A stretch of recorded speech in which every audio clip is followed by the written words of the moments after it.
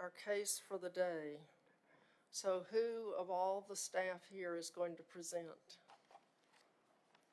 I'll introduce it, and then we have our project manager who's going to present it to you guys. So my name's Kim Spurl. I serve as the city zoning administrator in the Department of Planning, Engineering, and Permits. And the case before you today is ZAC 2023-14. And this is another amendment to the city zoning ordinance that will include revisions to the area and dimensional requirements, additions to building standards in mixed-use districts, and the creation of a new zoning district that we have called urban neighborhood. So Jess Mays is a senior planner in our department who has served as project manager for this amendment, so she's going to make the presentation to you guys. Okay, thank you.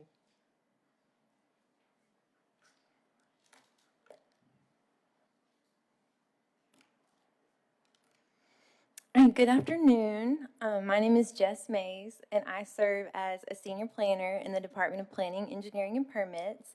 And then, like Ms. Sproul said, I am the project manager for these mixed-use district amendments. So today, what we're going to go over is the creation of our new zoning district, urban neighborhood. We'll look at the area and dimensional regulations for lots. We'll look at the design standards that we've added, and then we'll finish with the updates to the permitted uses table.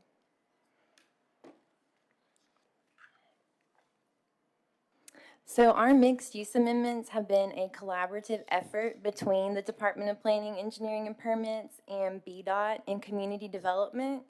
And together we have established these goals for these amendments. The first goal is going to be to consolidate the zoning ordinance because we are currently working out of two ordinances. So you'll notice the R's, the B's, and the M's, they will be going away and they will become the D's, the C's, and the I's. We also want to increase density in the city, and when we say density, we are specifically focusing on 2 to 12 units, nothing larger than that. We also want to promote housing choice in the city because most of our housing is either single family or large multifamily, so we would like to see more options for that in between. And then we want to create more walkable neighborhoods. There's the concept of the 5 to 15 minute city, and urban neighborhood would be that, where you can walk out your front door and you can be at a little cafe or a bookstore or a bakery within a 5 to 10 minute walk. How about a grocery store? Yes, an urban grocery store would be allowed. We need one. So urban neighborhood is designed to be compact, walkable, and contain a variety of residential housing options and certain neighborhood serving public uses within a quarter mile of transit. We are limiting the neighborhood serving public uses to urban groceries, small restaurants, bakeries, small retail, and those would be limited to 1,500 square feet, which is the size of a traditional single-family home. They'd also be limited to 35 feet in height, which is our height requirement for D3, our single-family district. So they'll very much match the scale of the existing homes around them. Buildings will be oriented to the street with easy pedestrian access, and then with our new design standards that we're proposing, that's going to help create viable streetscapes that are attractive. And parking will be located in the rear, to the side, or in parking structures that serve multiple lots, so that a giant parking lot is not the first thing you see. All of our buildings will be oriented to the street. And then those housing options that are going to be allowed in urban neighborhood will be small lot, single family, duplexes, triplexes, quadplexes, townhouses, multiplexes, and cottage developments. So we have worked closely with BDOT to target sustainable ridership numbers for the BRT, and together we have determined that the BRT system needs a minimum of 15 dwelling units per acre within a quarter mile of each station to be sustainable. When you look at our D3 single-family dwelling district, The most single-family homes that you could get on 1 acre is going to be 7 homes. So that is less than half of what the BRT needs to be able to sustain itself. But if you crunch the numbers in the urban neighborhood zoning district, then you would end up with 58 units of housing. Per acre? So that's an additional 51 units compared to D3, which is a little over 3 times what the BRT needs to survive. And this is an example of that quarter-mile buffer. This is the BRT station in Woodlawn. It's that green dot in the center. And you can see around that BRT station, the red is B2 general business. And then you see all of that yellow, which is R3 single family. So there's no way that in that R3 single family, you're going to be able to achieve those ridership numbers that you need.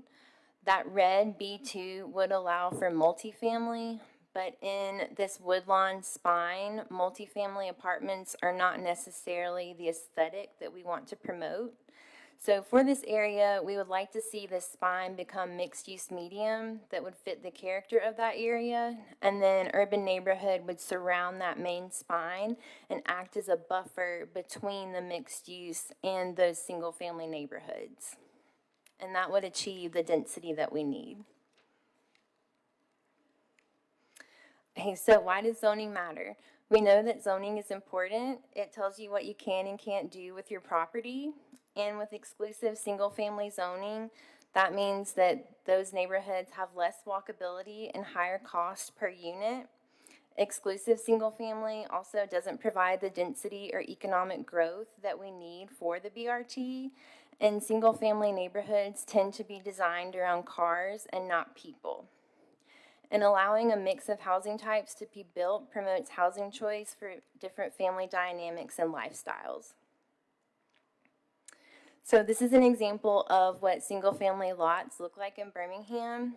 In single-family, you need at least a 6,000 square foot lot. So that means that we're looking at 12,000 square feet of land that has 2 homes in a D3 single-family district. But if we were to change that to urban neighborhood, we now have 9 structures with 14 units. And you can see that there's still plenty of green space, and it's still a very attractive and viable neighborhood that people are going to want to live in. The American dream is no longer a single-family home with a white picket fence and 2.5 kids. These days, 80% of American households are not traditional nuclear families. We have 28% of people living alone, 25% are couples who don't have children, and 20% are living with roommates. But when we look at our housing options, 72% of American housing does cater to that traditional nuclear family, and only 28% are either multifamily or that small in-between that we're trying to target. So we do need to be able to meet people where they are in Birmingham and be able to provide those housing choices that they need beyond only single family or large multifamily.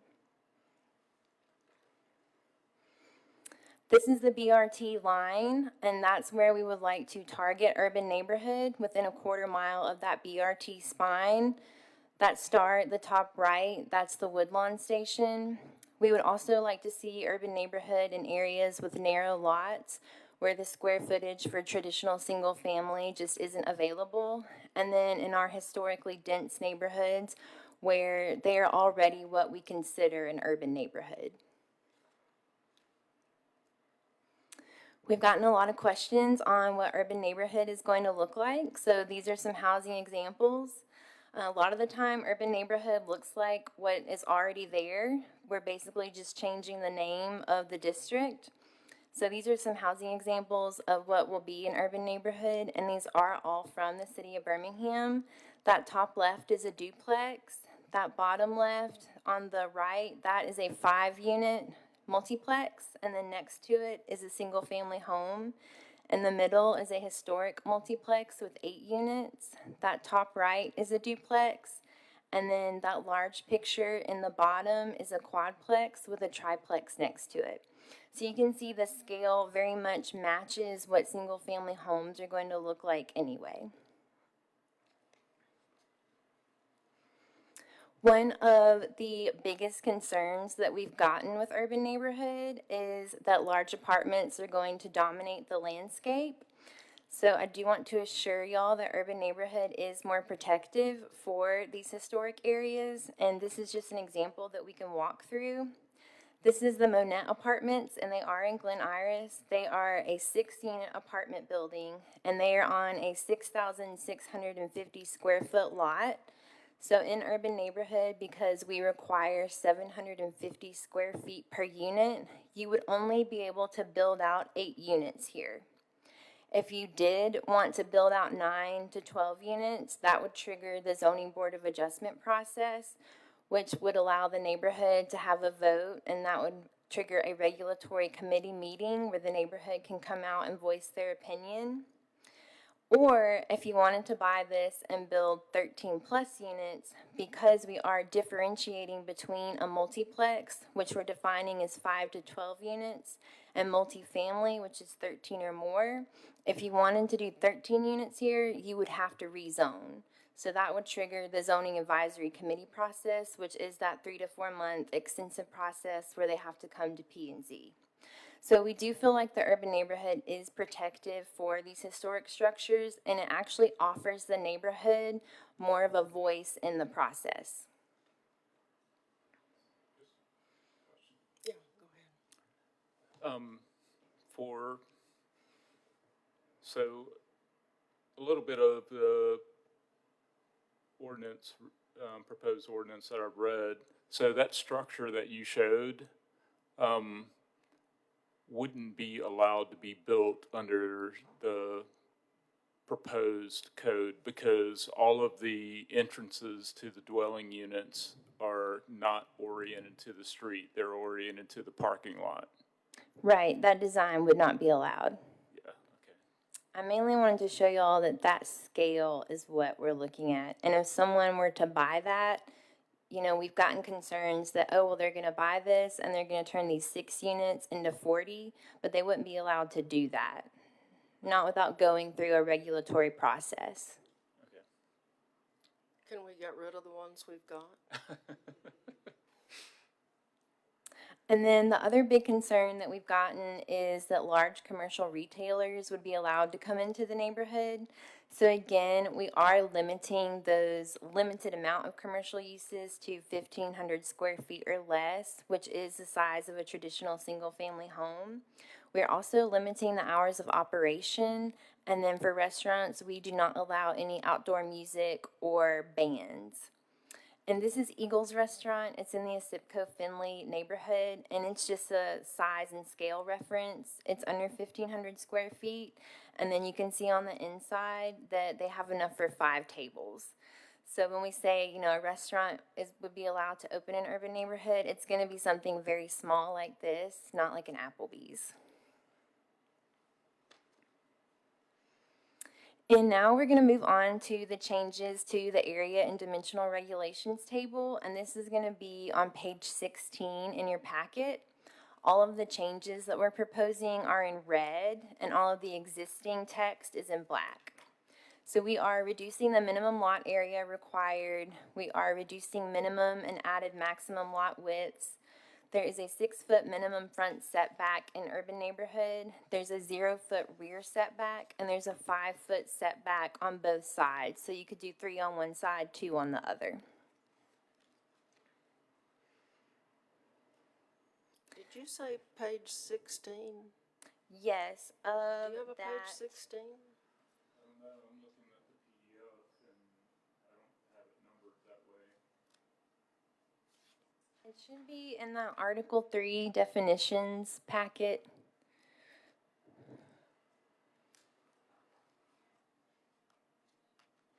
The handout that we have starts with page 70. And then back in the back, there's a 16, but it doesn't have. That might be the permitted with conditions packet.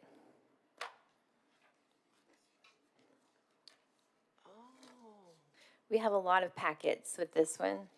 do you have one of these? I don't know that I got anything that looks like that, but anyway. Oh, here it is. Okay. But it's not numbered in the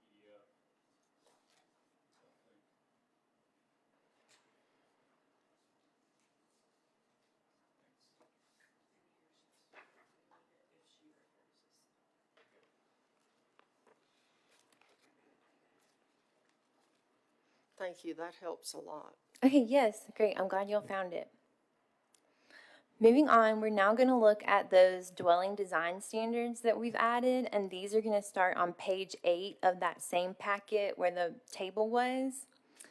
Dwellings will be required to be oriented to the street. Porches or stoops are required at the main entrance, and they may be roofed or screened, but they cannot be fully enclosed. And the front porch, including the steps, can extend into that front yard setback, but it does have to be at least 3 feet from the property line. Windows are going to be required on walls facing streets or common areas, and at least 20% of those windows and wall area of each floor that faces the street, or at least 20% of the wall shall be windows or pedestrian doors. And then flat roofs have to be enclosed by a 42-inch minimum parapet, which is just like an architectural cover. And shed roofs are only allowed in rear yards and must be attached to the primary structure. These are non-dwelling design standards, so these would apply to those limited commercial uses, and they're going to start on page 9 of that same packet. The frontage facade void area, which is just pedestrian doors and windows, has to be equal to 25 to 75% of the total frontage facade. Doors and windows cannot be spaced further than 20 feet apart. Decks are not allowed in the front yard. And then building rooftops have to be designed to effectively screen mechanical equipment from street view. This starts the permitted uses table, which is that spreadsheet packet. These are just our notable changes. We don't have to go through each item line by line. Again, all the changes that we're proposing are in red, so you can easily pick them out. On page 1 of our packet, we have added definitions for each of these.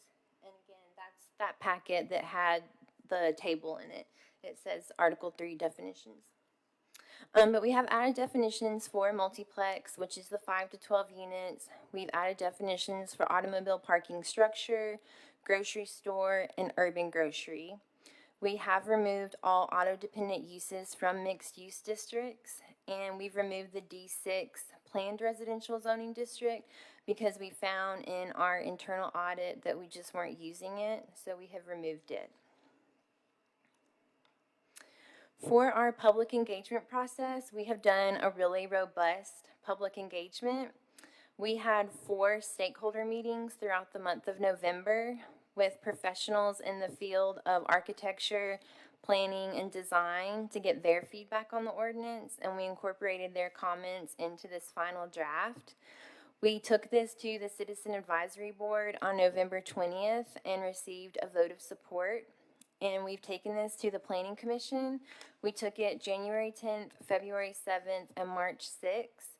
We did address concerns from the Planning Commission, and on March 6th, we did receive a unanimous vote of support. And we took this to the Zoning Advisory Committee last night to have them ratify the Planning Commission decision, and they did ratify that unanimously to support. We have also met with the Fountain Heights neighborhood leadership and gone over urban neighborhood with them, and they are very supportive and excited. And throughout the Northside Southside framework plan process, we have also discussed urban neighborhood and received words of support at those meetings. So our next steps for urban neighborhood will be going to City Council. And that concludes our presentation. Mr. President, do you have any questions?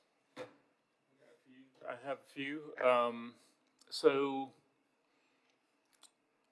I'm wondering, it looks like, and I admit that I've gotten through most of this document, but not all of this one.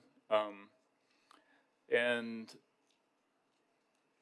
just based on your presentation, I didn't see an allowance for abutting structures. So, when I think of, traditional dense urban neighborhood, I'm thinking, of a street where all the structures abut one another, and you maybe got like a stoop on the front to access the structure.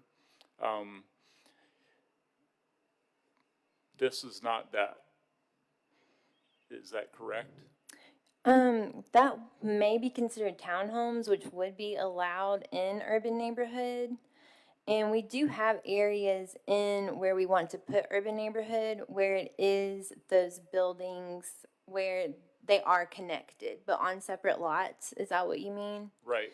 Yes, we do have those, and they would be allowed in urban neighborhood. But with a 6-foot setback, so they, From the front. right? But they could be attached. Yes. Okay. So, also, you said that there was a 0 setback at the back of the lot, Right. but in that type of setup, I'm thinking of recently walked around DC and some of the neighborhoods that I'm thinking of, that have this type of design, and all of the vehicular access is from the alley at the rear. So, in that type of design, I would want there to be a sufficient setback requirement so that, the occupants of the dwelling or the operators of, the business could park at the rear of the structure rather than, curbside in front. So that's one thing. Okay. Okay. And generally, I think, that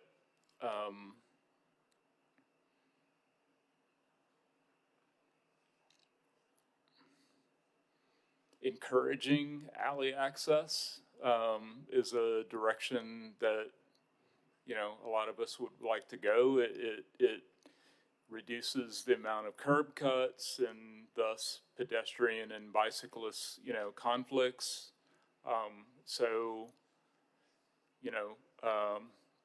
And I will say, in that really large packet for like automobile parking lots and structures, we do require alley access. Okay.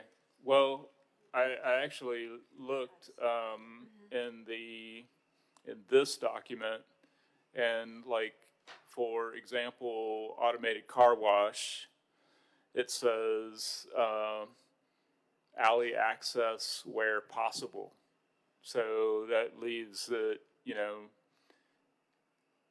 open to interpretation, and that we're actually dealing with one of these cases currently where, the fire department makes the determination, well, we can't fight a fire from the alley at that location.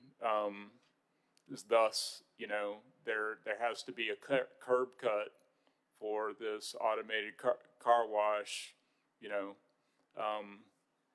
So, what I'm saying is that even though you got the language, in the zoning code,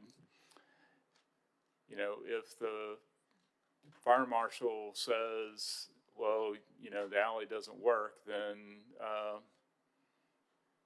And I think, Counselor Quinn, so we're aware of the development you're talking about.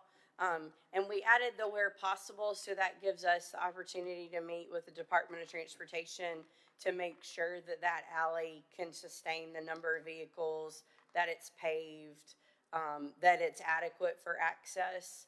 But we weren't ready to eliminate it completely just because of those fire access issues. But I think once we finish this process, we do plan on meeting with the fire department and with transportation so we can review some of these documents that we all have that we guide our developments so that we can eliminate the issue that you just described. that two departments say it's okay and one doesn't. We want to make sure we're all on the same page when we meet with these future developers and that we have the correct information to give them. Yeah, and, you know,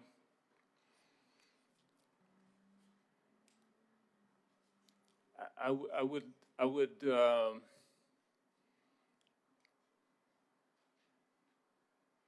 prefer, you know, that there be some like specific, measurements, and the fire department may, you know, have those, that say, you know, okay, if there's overhead utilities, then, you know, we can't access the property from that point. But even so, you know, a fire truck can drive over a curb pretty easily. Right. So, you know, even though there isn't a curb cut at the front of the property, a fire truck should be able to, you know, access the property even without a curb cut, in that particular instance. But you know, so I'm referring to the automated car wash because that's where I recall seeing it. But I'm, you know, actually speaking to across the board,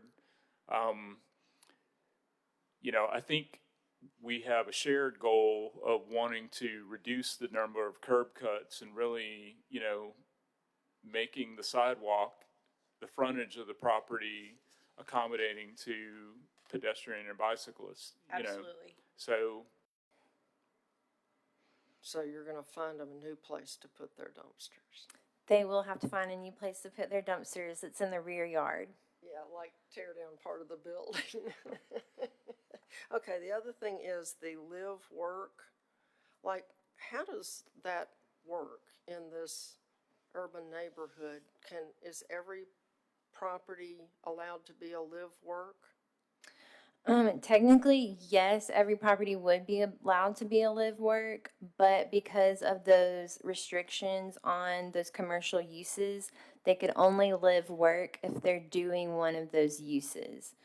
So, like if they had an urban grocery and they wanted to live above it, that would be fine. But again, their building couldn't be, you know, over 35 feet if they are constructing new construction.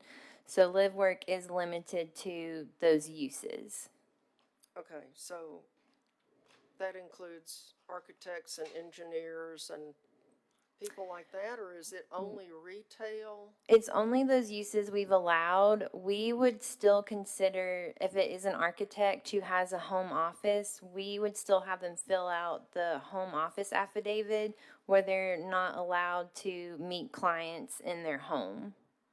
So that way they don't have clients coming and going. Oh, well, But what if they all had- of them have those right now. I mean, people are coming to these people's houses that are doing the home occupation or whatever our terminology is now. They have clients who come. Is that illegal? That's not allowed, right? And so that would be a code enforcement issue. And 12 visits a day from the UPS and FedEx man, too. Right, that is suspicious. It is suspicious. Okay, well, but that's something else. Can I follow up on that one? Okay, the live work? Yes. Yeah. So even a professional like that, architect, engineer, they wouldn't be allowed to have a home office even if the first floor of the structure was restricted for that purpose? Right, because we didn't allow office use in urban neighborhood. Interesting. Okay. So can you tell us what is? They could have allowed? they could have a business office though? So they could have an office that they work in, but they would not be allowed to have clients coming there to meet them. But they could have a restaurant in the same structure. Yes, as long as it's under 1,500 square feet, the whole building. Actually, I think there's a little nuance to it. The home office allows a couple. Yeah, the home office, it says no more than 2 patrons or clients may be present in a dwelling at any one time. And no more than 8 clients or patrons may be present in a dwelling during a 24-hour period. So it does create, they can have visitors, clients come visit them, but they're just limited to the number that they can have at any one time or over a period of I'm just perplexed that, you know, an engineer, you know, couldn't have a first floor retail, you know, office space, commercial office space on their first floor, you know, and then live above that. But, you know, if he was a restaurateur, he could have a restaurant on the first floor and live above it. So, you know, We could add that if that's something you both would like to see included. Well, I have to think about it a while because, you know, one of the problems that this creates is parking issues and congestion issues, like the guy who has the FedEx, UPS people coming 10 times a day to his house along with clients. Parking and those big trucks that, you know, FedEx and UPS, they just stop in the road. You know, they don't park. They just block the street. And you have to figure out how you're going to get where you're going. So, you know, I have some concerns about that because, you know, the city is hell bent on reducing parking, but we're creating problems with parking. So what are you going to do about the problems you're creating? Well, you're not going to do anything. You're just going to let the residents figure it out. So if somebody opens a restaurant in the bottom of their home, where is their parking for the patrons? Are they just assuming they're all walking? Well, for the commercial uses in urban neighborhood, we are expecting, you know, most of those patrons to either walk or bike there because it is very much going to be a neighborhood spot. You know, if they're not walking or biking, they could take the bus, they could Uber. If they are going to arrive in an automobile, then they could street park, they could utilize a parking deck. And again, since these commercial uses are limited to 1,500 square feet, these are not going to be, you know, like Walmart Neighborhood Market. This isn't going to be a Walgreens. This is probably going to be the guy who lives in your neighborhood who's always wanted to open up a little restaurant, so he's going to give it a go. So these are not going to be large uses that would attract a large amount of automobiles. Unless they had really good food. Right. And then, Counselor O'Quinn, back to your question about, well, can we have a restaurant but not an office? The live work, the restaurant would be limited to that 1,500 square feet overall. So that would mean that the restaurant would probably be 700, and if they're trying to live above it, that would be 700. So that is also somewhat unlikely, but they, you know, they could still have their office and utilize that home office and have those two patrons coming. But those commercial uses are limited to 1,500 square feet overall, not just as a portion of the building. so,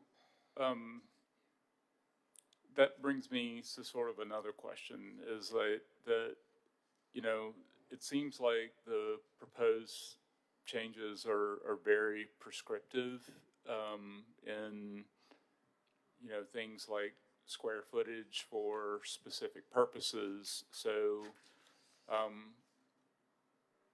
how did you guys kind of arrive at those square footages? And because they vary, you know, depending on the usage. And I don't know, you know. So we chose 1,500 square feet because it matches the same scale as the traditional single-family home. And one of the big concerns was that this would allow large-scale commercial into the neighborhood. And so to make the neighborhoods comfortable that this will very much match the existing scale, we limited it to that 1,500 square feet.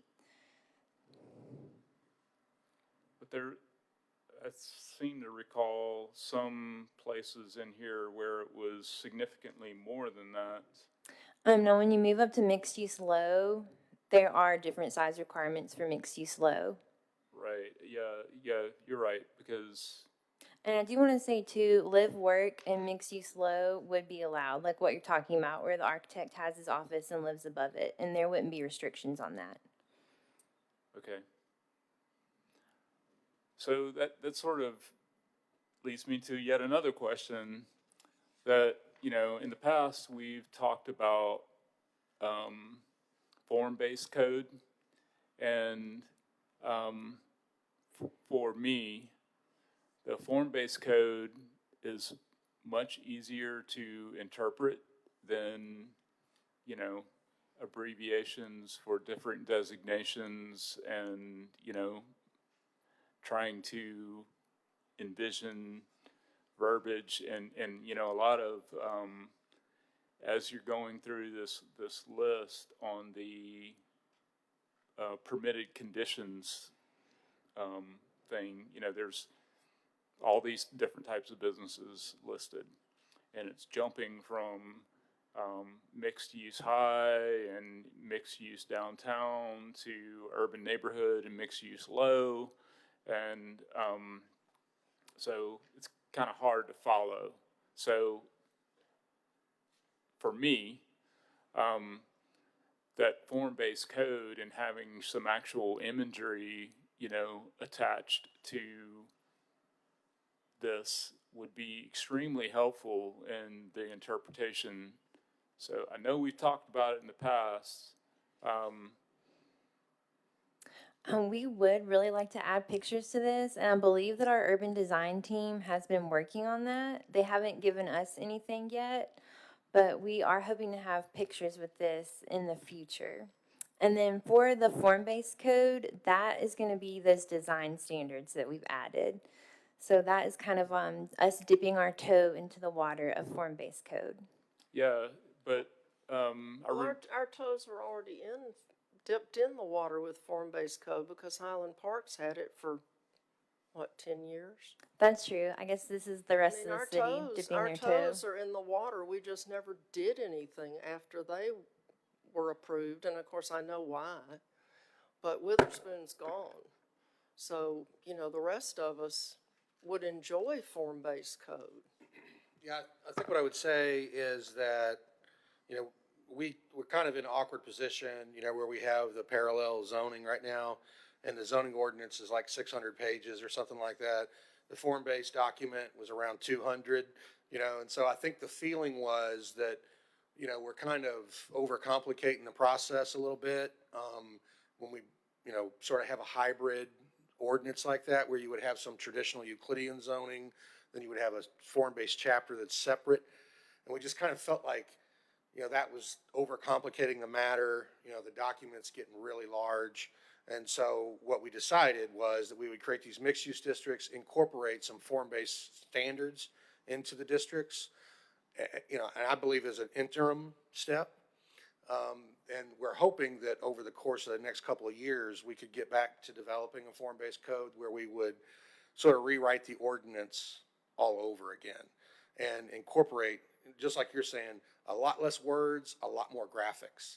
And so I think for us, you know, it would be better to do that in a comprehensive way, you know, to look at the entire document. And so we kind of feel like this is an interim step to get us over the hump, get us through the framework planning process, rezone the entire city to the new districts, you know, kind of set the stage and kind of start to move that direction. You know, we feel like these mixed-use districts help us do that, help us, you know, with the walkable neighborhood aspect. But then there still is that goal to rewrite the entire ordinance, you know, from a form-based standpoint. You know, I believe, and I think, you know, the planning profession says that it's better to have an objective design ordinance like a form-based code that, you know, is more prescriptive. And so it would help to limit, you know, some of the kind of delays a design review committee in a way. You know, if you had a good objective design ordinance that you could design to, the result is going to be something a design review committee is apt to approve very readily. And so that's the goal, to get to that point eventually. At the same time, when we do that, I think we want to create a unified development code where we put all of our development ordinances into one document that would help kind of streamline and help developers understand our process better. So those are the goals that we have, you know, going forward. You know, we're hoping we can do that in, you know, 3 to 4 years, or before I retire. My So- personal feeling is form-based code should come first and then all Well, this other stuff. Yeah, so that's where we're trying to get over this hump where we got this parallel universe, and it's kind of complicated matters where, you know, a developer comes in and we say, oh, well, you're zoned under this old part of the ordinance, and so we just got to get over that hump and, you know, but recognize at the same time that we do need to incorporate form-based standards, and we need to do it in a way that we can rezone, you know, the rest of the city, in a way that, you know, encourages mixed-use development, encourages walkable places. And so we feel like this does that, but it's not, you know, 100% comprehensive. And so, you know, I believe that, you know, from what we've discussed and, you know, going forward, we will look to develop a form-based code for the entire city. Okay, but you're not gonna mess with Highland Park's form-based code, are you? Well, that would be something that we would need to talk about, you know, I think that, you know, it has a foundation, you know, I think it's a good form-based document. I don't think there's anything wrong with it necessarily, but I think it probably wouldn't be a bad idea. You know, maybe the rest of the city would look like Highland Park. I mean, as far as their form-based code. But I think that's something we would need to discuss and figure out exactly how do we integrate that? Is it a separate document, or do we redo, you know, the entire form-based document for the entire city? That's a discussion we'd have to have. Yeah, we just Well, don't it would need- end up we with just the don't need same- to mess with Highland It would end Park. up with the same principles, the same sort of standards. You know, they've already done their survey, you know, the topologies and whatnot, and so that really hasn't changed. You know, so it wouldn't seem to me that there would be a need to change the housing type or the building type, you know, that's in the form-based code now. Maybe terminology changes a little bit or something like that, but it would equate to the same thing on the ground. Yeah, I just think that that would be a mistake. Yeah, well, like I say, you know, we We wouldn't don't want necessarily. anybody tarred and feathered. No, of course not. And so, but yeah, so I think that, like I say, when we move forward, you know, we would incorporate that in some way. It would either be, maybe it would, you know, remain on an island, or maybe it would just be incorporated into what we're doing otherwise. But it would, you know, it would need to be appropriate. Well, you know, that was done in response to the construction of the Capri, Yeah. which looks like it belongs on Miami Beach. Right. No, And, you know, that was just a disaster. But of course, it'll never go away. We're stuck with there. it. The Vesta, we're stuck with it too. So we just need to make sure that we don't fool with Highland Park, who got it right when the rest of the city was left lacking. But I'd still like form-based code first.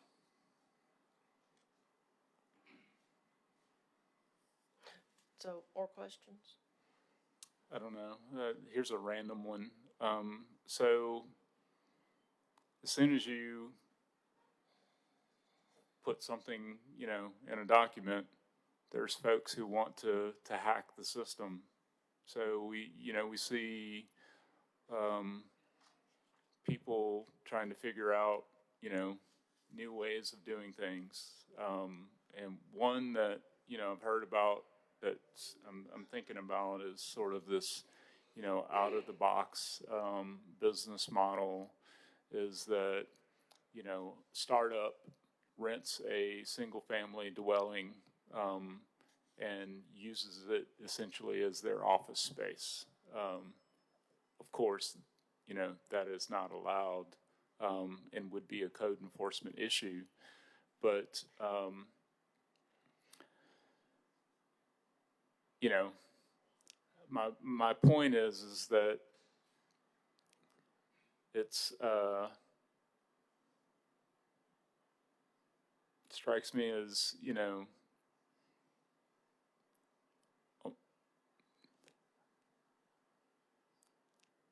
what I want to say is, you know, this kind of strikes me as an exercise in futility, because as soon as you, you know, try to define what a business is, you know, somebody comes up with a new model. And so our code is never going to be able to capture, you know, the entire gamut of what somebody might want to do with a structure. So I guess that leads me to the question is, you know, when somebody comes in, if they come in, and they want to do something that's, you know, not defined in our code, how do you as staff handle that? I do it every day. We look to the ordinance for the closest definition. So I think a good example of that is retail. For retail establishments, we just define as retail, so it's kind of a blanket definition. So if someone were to come in, you know, and say, oh, I want to do a bookstore, well, we don't define bookstore, so it would be considered retail. So we would have to look at the closest definition. And I would add to that also, when we have those people that come in, and it happens on a daily basis, there's always something new, like you said, going on. We ask them to provide a detailed description of their proposed operations in writing. A lot of times, once they think about it and write it down, it actually will fit into something that we do have in the zoning ordinance. If it does not fit into one of our standard definitions, like Jess said, we will try to see if it fits into another general definition. And sometimes we have to get together as the zoning administrator, the chief planner, and our deputy director and our director and make an interpretation on whether or not this use that we don't define is allowable in a certain district in the zoning ordinance. Because like you said, we can't cover everything. And so that's kind of how we do it right now. But usually when you ask the individuals to write it and give you a detailed description, you do find similar language and other definitions that you can take from, or we provide the interpretation to them. Okay. Yeah, because limiting it to bakeries, retail, restaurants, and urban groceries, well, the bakery, the restaurant, and the urban grocery is well defined. Retail could be anything somebody wants to sell, including drugs. You know, and so, I mean, That may technically be a pharmacy or a clinic. well, yeah, it's retail. Right.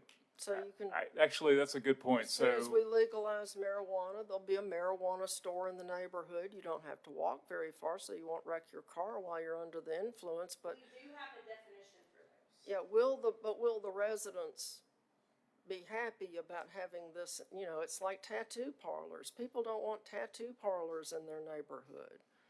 You know, I mean, I'm sure those tattoo people are perfectly lovely, so but, you know, related question, personal care services. That is pretty nebulous. You know, there's a lot of things that I could, including tattoo parlors, massage, and a lot of other things that typically, you know, people don't want right next to their Right. residence. We actually did not have that in our original draft. The Public and Planning Commission requested that we add that in. I will say our interpretation of personal care services is something like a beauty shop or like a hair salon or a nail salon. So that is what we would interpret that use as. oh, massage parlors and tattoo, I mean, you know, it's a slippery slope, and we seem to slip down slippery slopes very easily. That's how we got the drug rehab in the Glen Iris neighborhood, is the slippery slope. And so, you know, I just don't want to do anything to people who live in a neighborhood and feel like the city came and, you know, screwed them over. Because people usually do get that impression. So it seems to me we need a very concise and tight retail definition, and then personal services should not be retail, but they could say they're selling their retail. They could say they're retail. They could sell some nail polish to go along with their massages. Yeah, personal care service does include spa, tanning salon, beauty, barber care, dry cleaning. So those are the things that are listed in the definition of personal care service. So, and I'm maybe an outlier, and Counselor Abbott and I probably disagree philosophically on this, but, you know, I think a business is as good as its operator, you know, and trying to say that, you know, a barbershop is a more acceptable business than a massage, you know, therapist,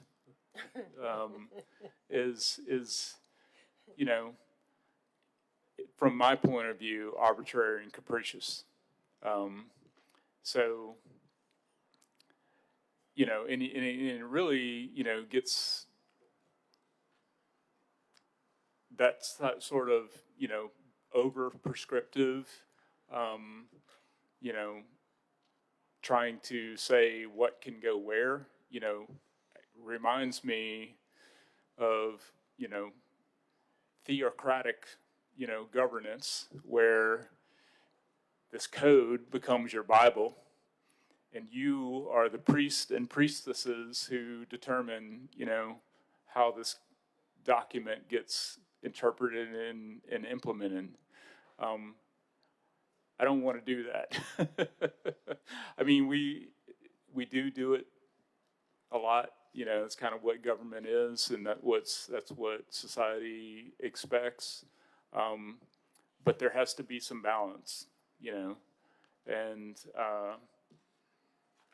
so good luck with the personal care services.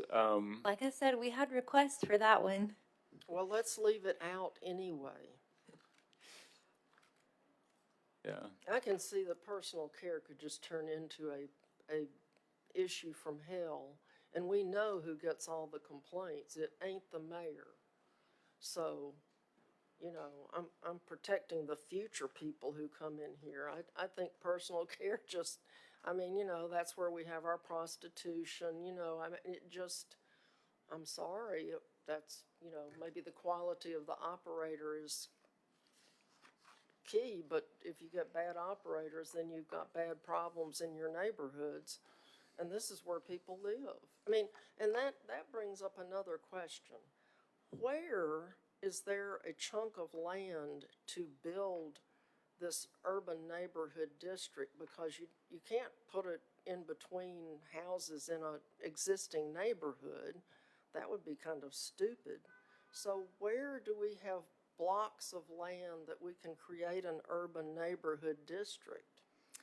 So this is not going to be like we're going out and finding vacant blocks of land. We will actually apply this to, like, within a quarter mile. That BRT spine is one of the main areas that we're looking at. So here is that BRT route. So all along there within a quarter mile is for sure where we will be applying it. Once we get urban neighborhood passed, we would like to start the rezoning process for all of the framework plans, and that's where we will be creating the rezoning maps and specifically applying it in places and then taking that to the public to receive feedback on that. Right now, we don't have maps created yet, but we do have an idea of where we would like to apply it. And that is going to be within that quarter mile of the BRT, so you can live in a duplex, you can walk to the BRT, you can get to where you need to go. Those areas with narrow lots where a traditional single-family home, you know, they're not going to be able to meet that square footage requirement, or in historically dense neighborhoods where what is already on the ground is what we consider urban neighborhood. So like those areas that have those buildings, you know, they're built lot line to lot line, you know, that is somewhere where we would like to see urban neighborhood. And again, that structure is already existing. It already fits our definition. So, can we see some graphics of how this could actually work in Birmingham, not in Toronto or wherever, but how could it work? How would it work in Birmingham, in existing neighborhoods?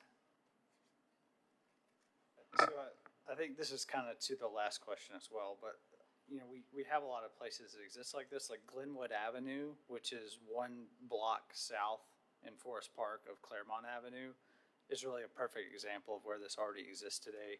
On the corner of that lot, you have a quadplex, then there's a series of duplexes, a series of townhomes, and then single-family homes interspersed. So, that's just one strip in Birmingham in Forest Park where this very much already exists. And today, that is spot zoned a lot. You have like, okay, this is D4, D3, D5, whatever allows it.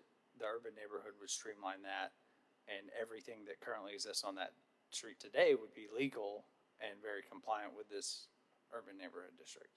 Are you talking about the village of Forest Park? I'm At sorry. the corner, I'm trying to picture where you're talking So, about this. okay, so if you were driving past, if you're on Claremont Avenue, The golf course, you drive past yeah, the golf course. drive past the golf course. And you hit the and then- village. yeah, you hit the village.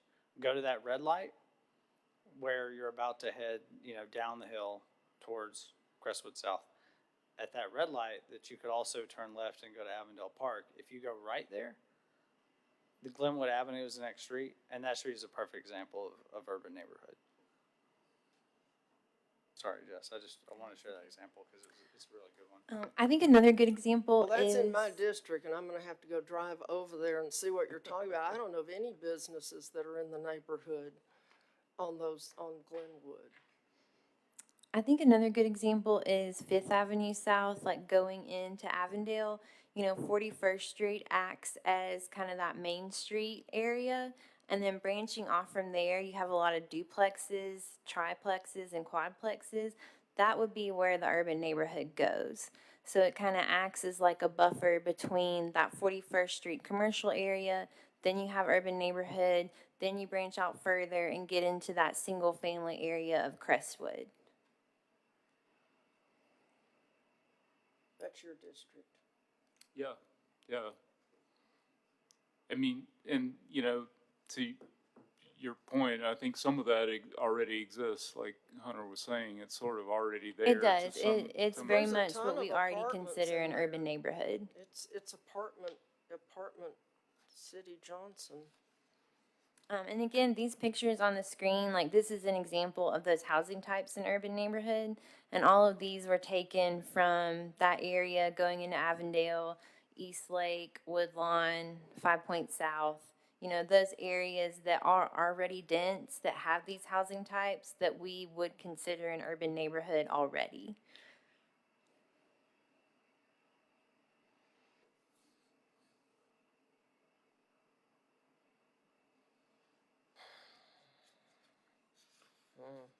It gets deeper the longer you talk about it.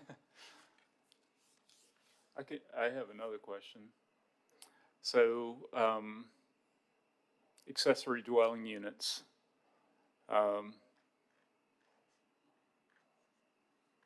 mean, this may be a conversation for beyond urban neighborhood, but in any case, I personally would like us to have that conversation about making accessory dwelling units legal in the city of Birmingham, and especially in single-family residential neighborhoods. So, am I right in thinking that that's for another conversation and not necessarily this one? Somewhat. We are allowing ADUs in urban neighborhood, but we are also planning to have an ADU ordinance section where we would allow them, in single-family residential neighborhoods. But that is something that we are hoping to bring about probably next year. So if you've noticed, you guys have been inundated with text changes to the zoning ordinance. Yeah, we noticed Right, that. so we didn't want to throw in the whole ADU they would be allowed in urban neighborhood. We didn't want to broach the entire conversation with ADUs in all single-family districts combined with this. We felt like that's kind of its own little issue, kind of like short-term rentals are their own separate beast that we kind of want to address. But once we get through this change, we do have short-term rentals that we'll be addressing in the zoning ordinance in the city code. We have some cleanups that have been needed for several years that we want to bring before you guys as well. And then I think the next project that we want to tackle as we work on finishing the rezonings for the rest of the framework plan areas would be ADUs. But we just felt like they deserved a separate conversation instead of trying to lump them into the changes that we have now. And we didn't want, we have overwhelmed you guys this year with text amendments, the landscaping, the parking, and this. So we didn't want to, you know, I don't feel wear out our overwhelmed. welcome, you know, with your consideration. So we'll give you a few months to catch your breath before we jump back on the ADU bus, but it is coming. So Well, ADU is on page 12 already. I'm sure. they are allowed in D4 and D5 in the new zoning districts, and they would be allowed in urban neighborhood. And they can We be the just have same, not added them to the single-family residential districts yet. so they can be the same size as the primary dwelling, as long as it's no more than 800 square feet. But Yeah. yes, ma'am, but it will be coming, Counselor Oakland. Okay. Yeah. Okay, so regarding setbacks, okay, if you're planning on putting this stuff into existing neighborhoods where they have setbacks from ancient times, so you're gonna have these things sticking out 3 feet from the sidewalk where other people's property had a 25-foot or more setback originally. It seems to me that's gonna look like something bad. So is that the plan?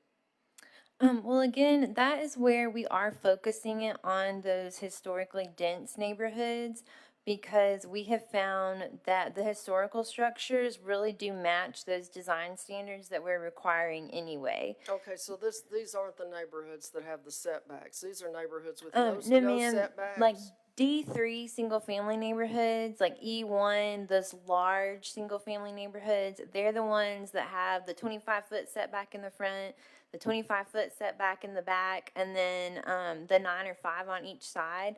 So that would not be where we're looking to put urban neighborhood.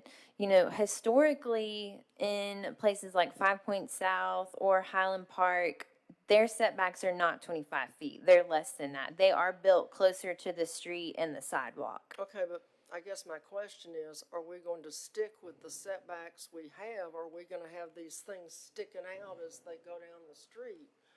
The new would be I think a 3-foot setback in front. We and still have a provision for all districts that we call it the established setback.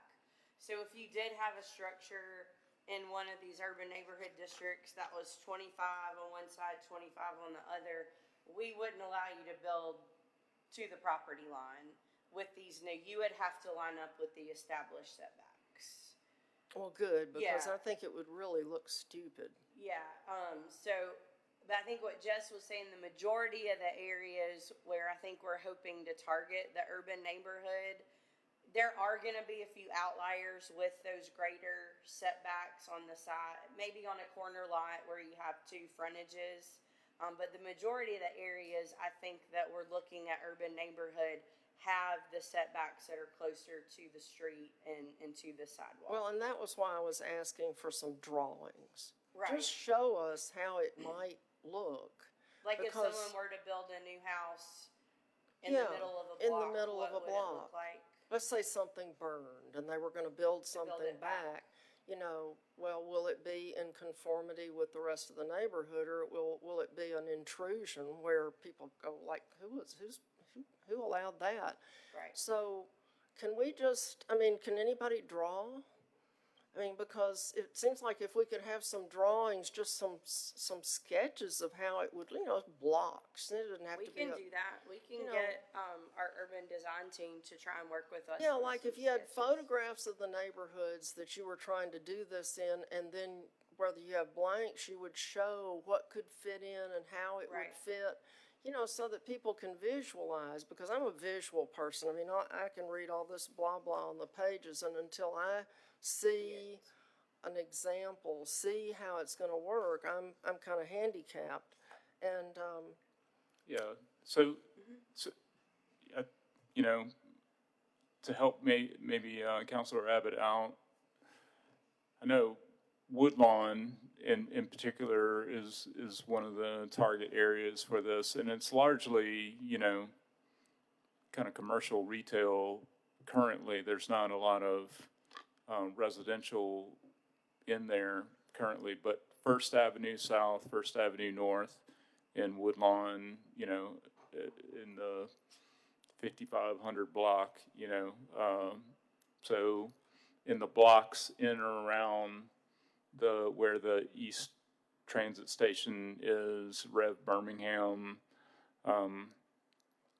Woodlawn Foundation, you know, I see that happening there. On the west side, I would think like the whole corridor along 6th Avenue South, you know, would be a candidate for this type of zoning designation as well.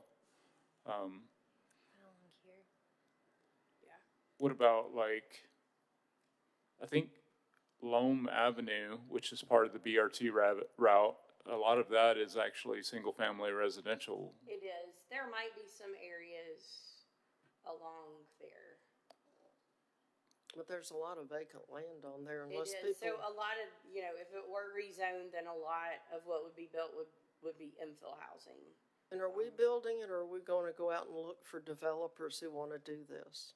The goal is to have this urban neighborhood, I'm sorry, I didn't mean to take over. okay. Yeah, but the goal would be that this would attract more developers to the city. You know, we have a number of developers who contact us. We want to build housing similar to this, but we don't have a zoning district that allows them to do it. There's not a lot of folks, you know, unless you're tower homes that want to do brand new ground up, large scale, single family residential subdivisions. And we actually don't have a whole lot of land for them to do it on, you know, unless you're in Oxmoor. So that's, hopefully this is gonna help attract more of those developers that we've talked with. We can work in conjunction with community development. They have some developers in mind that we can actually reach out to, and that will allow them to build a more affordable product in our neighborhoods to fill in some of these blighted vacant lots. So can I reinterpret that? So the structures that you guys are proposing to be included in the code, currently those types of structures are illegal. Some of the structures could be legal non-conforming once the property, we've got legal non-conforming across probably half the city. But I'm talking about new construction. If I came in to get a building permit for a first floor retail with a residential above that has a 3-foot setback, You could not do that right now without variances. It would, unless you wanted to do it in a mixed-use district. so this would allow the use by right rather than having to go Yes. seek a variance. That's correct, or without having to go to ZBA for a special exception. And this is, I know you guys are familiar with like our R4 and our D4 district. They're kind of that in between the single family and the multifamily where you have the larger apartment buildings. This is kind of like a hybrid of that. We don't use the D4 a lot. There's little pockets of it scattered all over. But this has helped to provide more opportunities for those developments that we get calls about all the time. And honestly, when we get the telephone calls, developers do not want to spend 4 months to rezone properties. They do not want to take their chances on variances with our zoning board of adjustment. So we did take into consideration a lot of the feedback from the current market, what they're looking to build and what they can afford to build in Birmingham.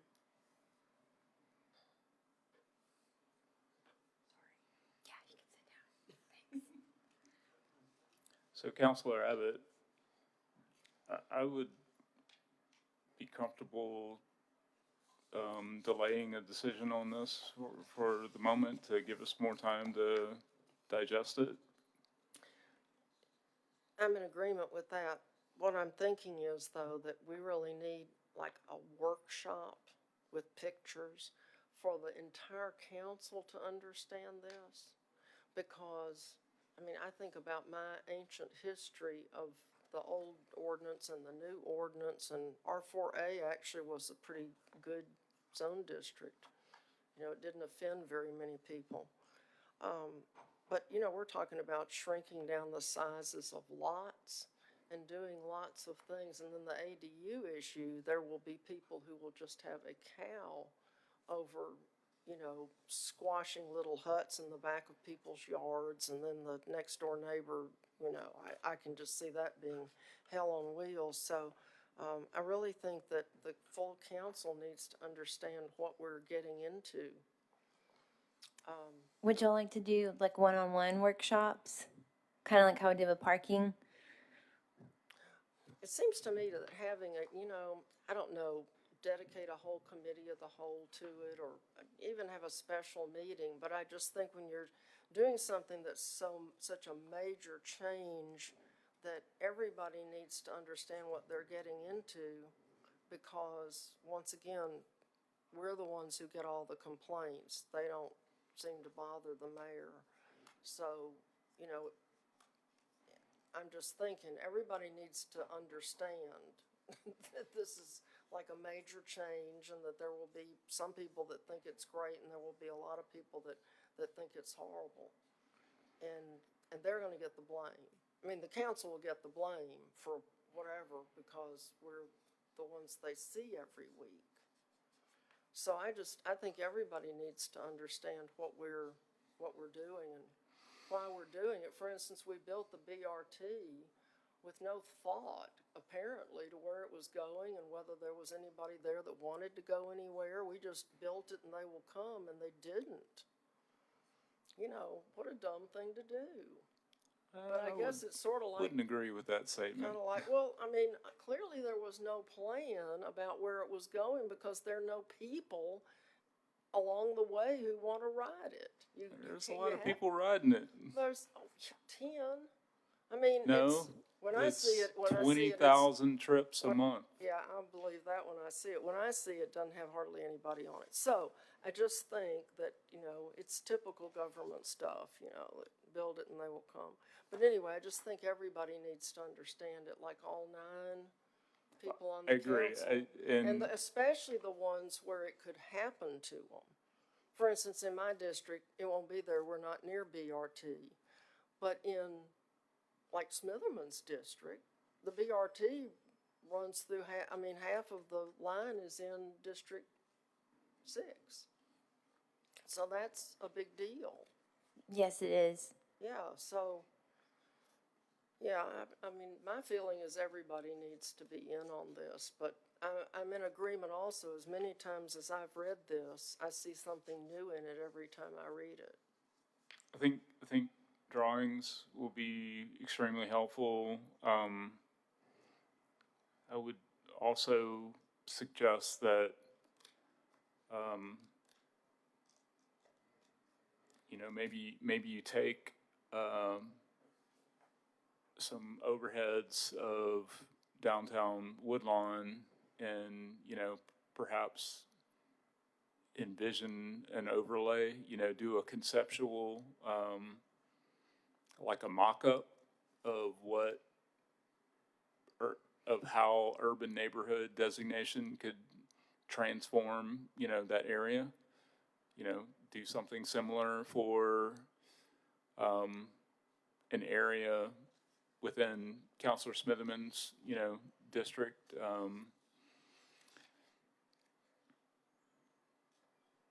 I think those types of tools would be helpful for us getting our heads around it. And you know, I was trying to read this earlier, you know, and It's a lot of words. it's just hard to stay awake. I mean, Yeah, you can read it before bedtime. Yeah, it's, Yeah, if you're an insomniac, it's really good. yeah. Here's a new, maybe a new vocabulary word for you, supperific. Look that one up. Now say that again. Supperific. Subhorrific. It means to be sleep inducing. It's very exciting stuff. Yeah, but I just think that council members need to understand what they're getting into.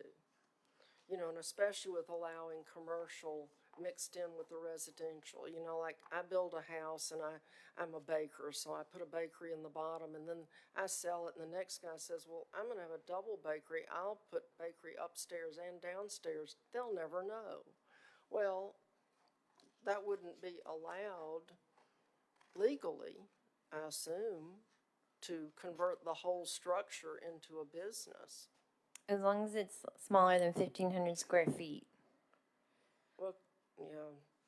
But yeah, if y'all would like to do one-on-one meetings, or we can come to committee of the whole, you know, we'd be happy to do either one Well, or the one both. thing that's good is when you hear other people's questions, a lot of times it kind of makes you think. And if we all have little individual meetings in our offices, then we don't get to have the gift of the expertise or the questions of our colleagues. And I think that is always I would important. suggest that we actually do both, because, Well, you maybe know, have the big one first and then sub it down, you know, to the individuals, so that after you see the grand picture, then you can sort of start focusing on your own district and what could happen there.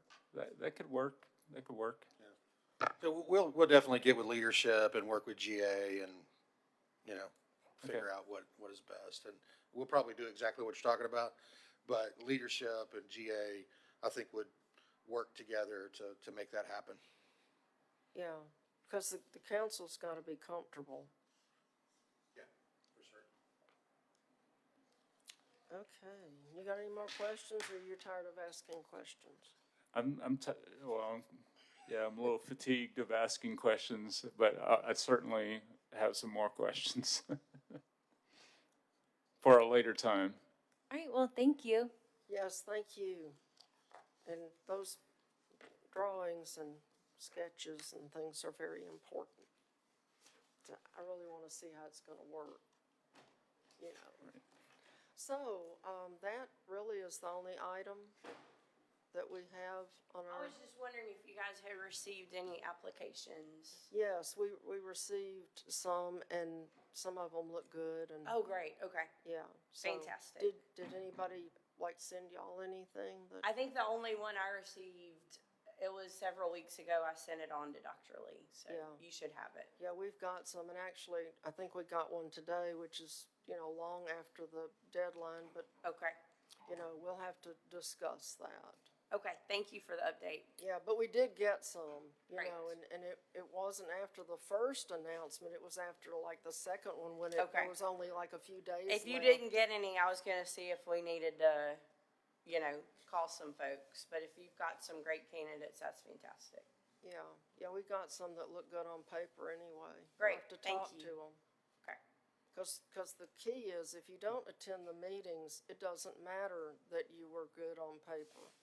And we do seem to I have. second that. We do seem to have a problem with attendance, and, you know, so we've got to make sure that these people are really committed, because don't take the job if you're not committed. And we've told Dr. Lee, thank you, we appreciate his help calling members, especially ZBA, and encouraging them to attend our bi-monthly meetings. Yeah, and in the past, the staff has stayed on top of attendance. We used to receive a sheet that showed who attended and who didn't, and after you missed enough, you got the letter that says, if you can't be here, you need to resign. And we've done letters, and it, you know, it's the same old story. It gets better for a month or two, and then it falls back in the same pattern. So the telephone call from your office really helped. Well, Dr. Lee is a persuasive person. Absolutely. Anyway, thank you. Thank y'all. I appreciate your support with that. Okay, well, we are, Motion to adjourn? Second. Adjourn. We're adjourned. Thank you. Thank you all very much. And thank you for the handouts.